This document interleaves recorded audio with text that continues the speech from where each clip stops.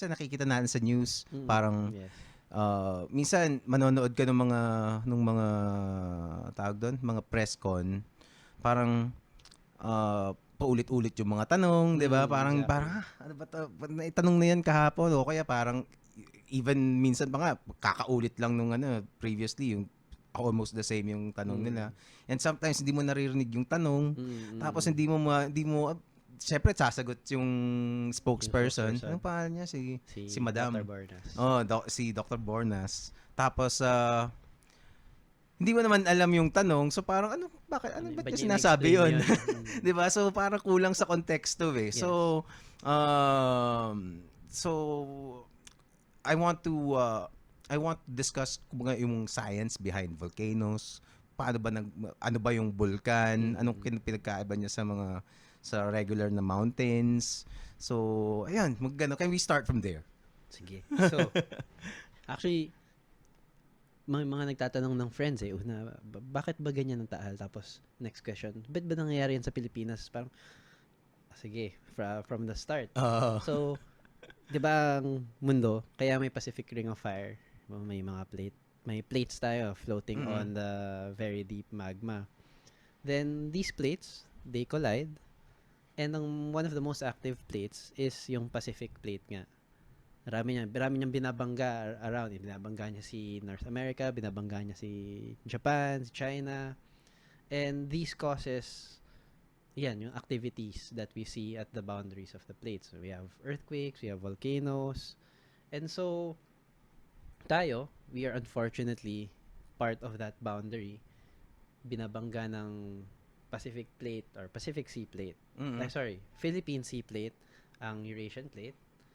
And we are born out of that collision, out of that fire, out of that lava.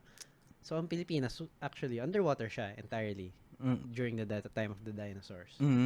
So, when you say plate, you mean tectonic plates? Yes, tectonic plates. So, Teka, ano yung tectonic plates? Sorry. Kunyari, bilog. Oo. Magma. Tapos, patong natin ng 20 large. Teka, kunin natin yung may bilog dyan eh. Yan, kunyari yan ang Earth. Actually, moon yan. Oops. Teka. Yon. Okay. Napakinabangan. So, kunyari, Earth. Sa loob niyan, magma. Okay. So, yung outside ng Earth, hindi yan one solid piece.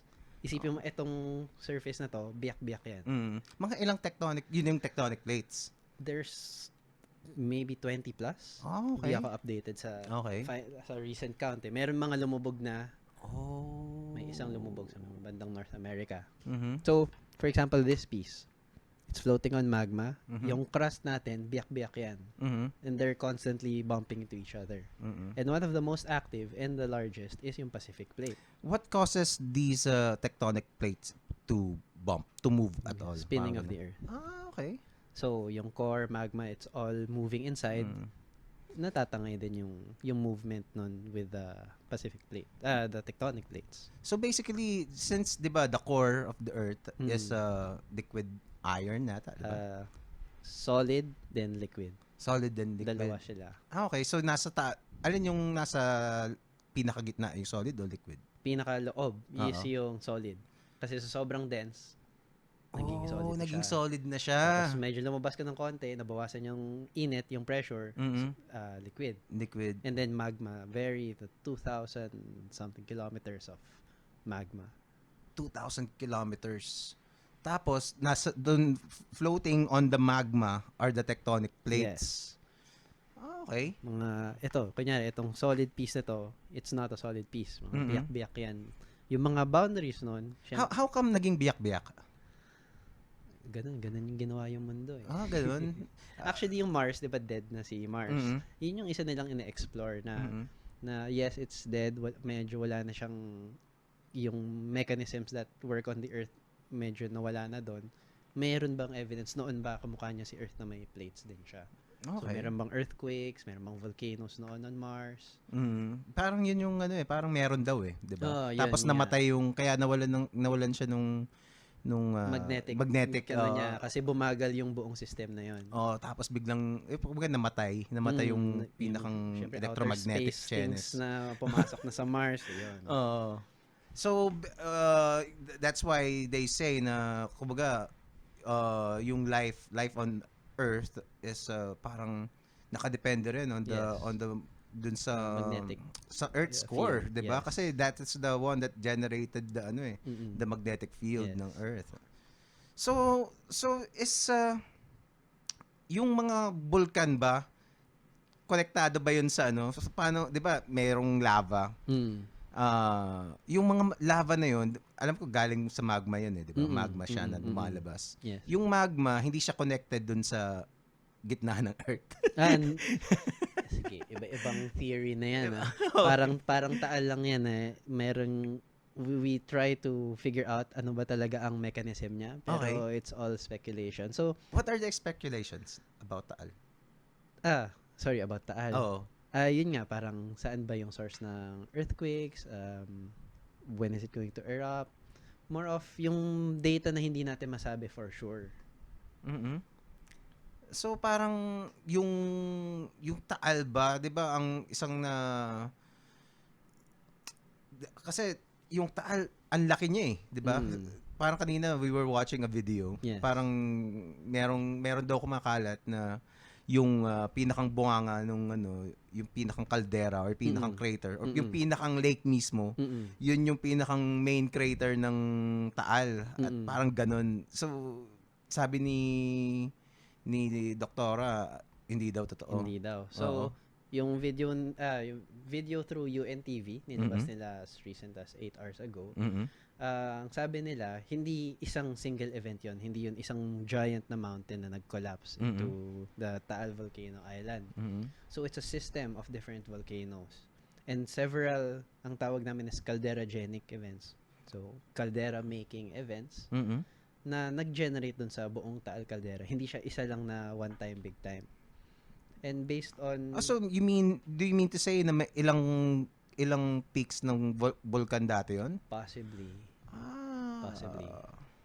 So, hindi mahirap kasi sabihin ano yung itsura niya noon Kasi natira na lang sa atin is mga corpse na nga niya, kumbaga How long do you think, ano yung sa studies about Taal, gano'n na siya katagal na nag-erupt?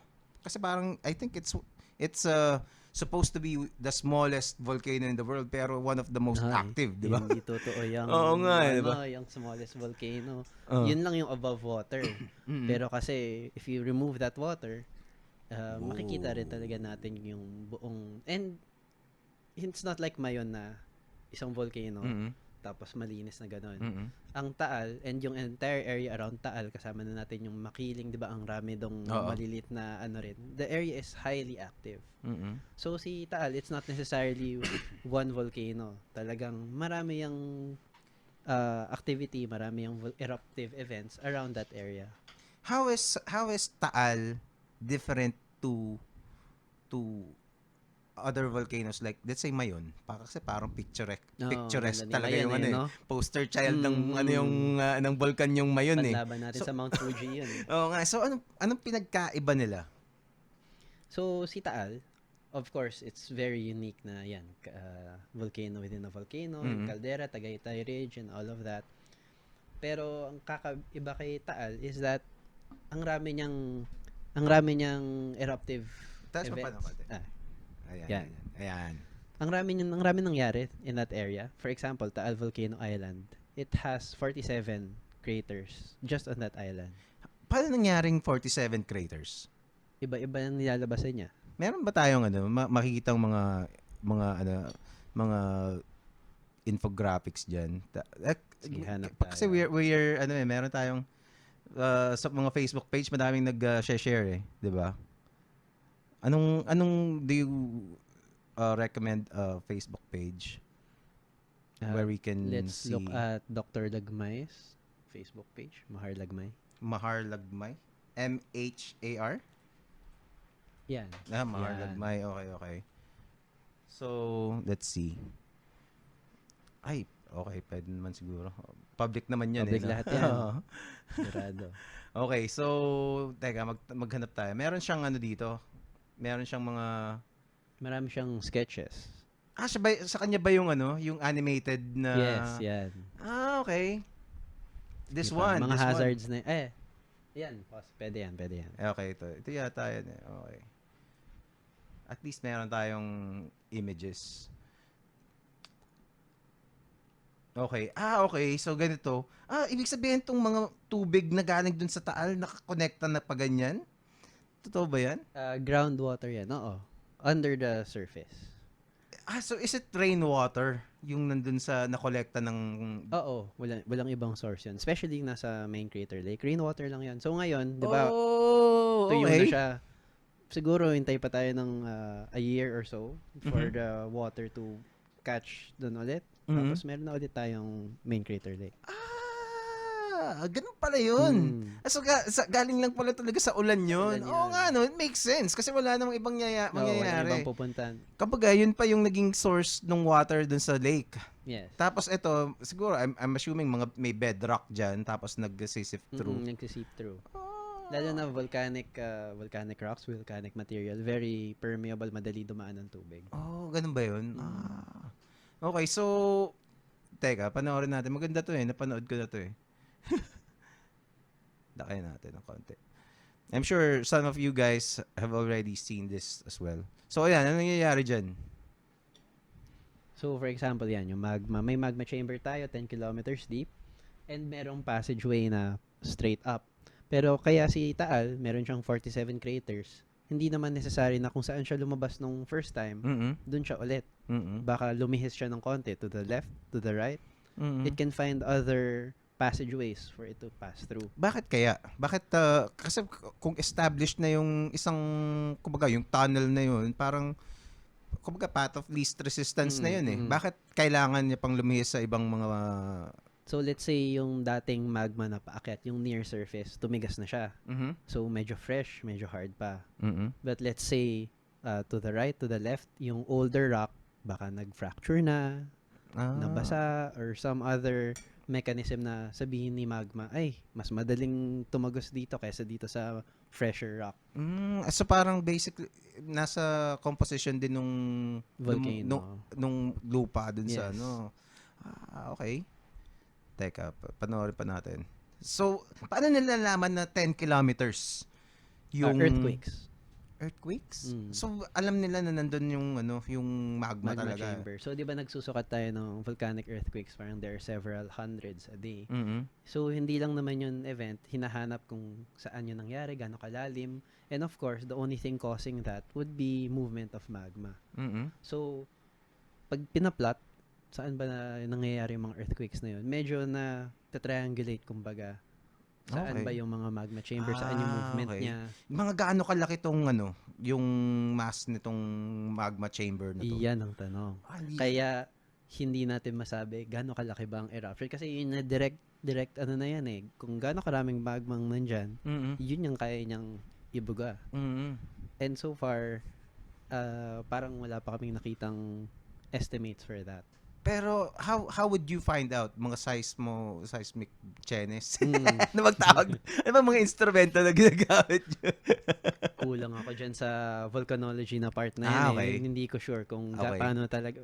We assume na yun nga, yung earthquakes, ano yung extent niya, ano yung depth, medyo dun na pa-plot kung gaano ba kalaki. Pero again, it's parang ang ultrasound na very primitive na ina-attempt lang natin makita ano yung under the surface but really it's there's no definite picture. Would you know what are the kumbaga parang challenges, mga hurdles kung bakit hindi maano? I'd assume kasi parang other volcanoes would be easy to detect. No. For Taal, bakit? For Taal, medyo parang hindi mo makuha agad na Kasi parang from what I understood sa mga napanood ko, parang yung mga kaya nila nalaman kung anong nasa loob ng Earth kasi yung mga sound waves, ano bang tawag doon, mga seismic waves. Seismic waves. Parang pinapakinggan nila sa kabila, di ba? Tapos That's true. yung based kung gaano kabilis yung travel ng mga sound waves na yun, yung mga waves whatever. Parang kasi yung seismic wave would travel faster on, let's say, iron Liquid or or liquid or solid. solid, ganyan. So, so solid to kasi ganito. So, ganun nangyayari. Kumbaga parang, if you use that same instrument, hindi nila mahuli pa tong Taal, ganun. Sobrang complicated nung Taal na system. Imagine, yun nga, na it created 47 different eruptions. no? So, for example, si Mayon, medyo alam natin, isa lang yan. Kasi isa lang naman ng Mayon na nabubuo eh. Pero for Taal in its entire surroundings, sobrang raming ganap in the past and in the present. So, it's very hard to really determine ano yung shape niya. And I'm sure Fivox has a lot of data compiled on this already. Pero, yun nga, yung with regards to eruptive activity, kailan ba siya mag-erupt, gaano karaming iluluwa niya, mahirap talaga i-pin down. At best is estimates. Kaya when you see, pag nag-press con sila, they use historical estimates. Parang, nung 1700s hanggang dito yung base surge, it erupted for 7 months. Nung 1977, ganito yung eruption. Just lasted a few days. Kasi yun yung pinaka definite. Yun yung we have solid evidence on the surface to say those things. Okay. As opposed to the best intellectual guesswork that we can do on the underground. Pero sa totoo lang, we don't really know how much yung, kumbaga, kung gaano kadami yung nasa tangke. Parang ganun. It's like, tinatry mong i-ultrasound yung baby dahil sumisipa siya. Okay. So, di ba, wala kang magandang imaging solution. Pag sumipa yung baby, ganito okay. I see. Parang siguro yun kumbaga, yung parang best kapaka analog. lang. Okay. Exactly. Kung wala ka talaga nung actual na ultrasound. No. Ano to parang bilog na. 10 kilometers eh. Oo nga. Ang hirap i-image niyan. Siguro if it was a few hundred meters, kaya. Pero at 10 kilometers, talaga? mahalabo Would yan. you know what kind of rocks are parang present dito sa area na tong ano? Is it especially hard rock ba to? Meron yung towards the deeper parts, meron yung especially hard rock dyan. So, we call this intrusives. So, may mga what we call andesite, basalt in those areas. Pero, pero yun nga, it still makes it very difficult to actually pin down the magma chamber. Grabe. So, parang, kasi nung, teka, labas muna tayo dito. Yung isang, I've been watching, dito, mga National Geographic. Tapos, napanood ko yung mga documentary about Yellowstone, super volcano, di ba? Tapos tingnan, hindi kaya super volcano tong Taal. Hindi mukha no? Kasi ang diba? laki. Di ba? Parang, laki nito di ba? What if super volcano to? So, ruled out naman yun. Kasi for example, si Laguna de Bay nga, volcanic activity rin yung butas diba? na yan eh. Pero di ba, there's no threat naman na hindi naman tayo na kinakabahan kay Laguna de Bay. So, same thing for Taal na we have to acknowledge na yung Philippines, very volcanically active talaga ang pagbuo natin. But that's all in the past. Is Laguna de Bay, still counted as one of Philippines volcanoes? No, it's hindi not. Na. Wala na talaga. So parang talagang ancient. Dead na yun. Okay. Sobrang ancient na yun. Paano mo maiko-consider na ancient na ang isang bulkan? Well, ang classification natin is inactive, potentially active, tsaka active. Si inactive is, ano ba yung time? It's several tens of thousands of years old. And then, of course, walang volcanic activity. And then yung edifice niya, yung pinaka-shape niya, talagang weathered down na. So, I guess one of our nearest example is Makiling. Diba, si Makiling parang yung tips niya very smooth na eh. So, that means na sa sobrang tanda niya, na-weather down na yung shape niya. Unlike Mayon na, syempre, every 3 years, recharge yung may bagong lava na lumalabas eh. So that's one of the telltale signs na Luma na yung bulkan. Mm. Kasi everywhere you look sa Pilipinas, halos bulkan lahat yan eh.